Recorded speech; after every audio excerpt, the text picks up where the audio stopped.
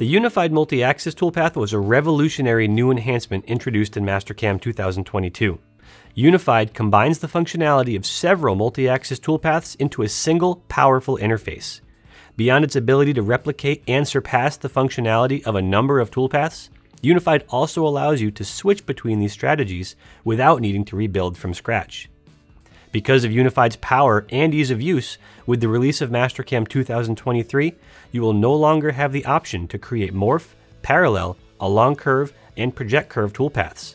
Unified is now the all-encompassing answer for multi-axis surfacing in Mastercam. This exciting change even applies to older Mastercam files. This Mastercam 2022 file uses a series of morph, parallel, and unified finishing toolpaths. If we open the same file in Mastercam 2023, the older toolpaths are automatically converted to their Unified Multi-Axis equivalent. This requires no input or action from the Mastercam user. The toolpaths don't even need to be regenerated.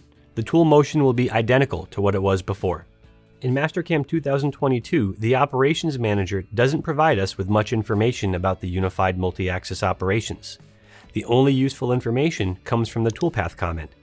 In Mastercam 2023, the toolpath names in the Operations Manager have been updated to reflect their cut pattern strategy.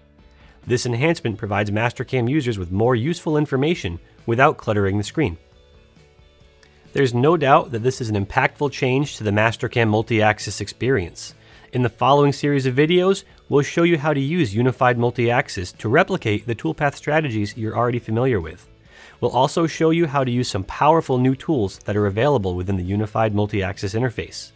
With the release of Mastercam 2023, you'll never need to wonder which toolpath type to select for a multi-axis surfacing operation. The answer is Unified Multi-Axis.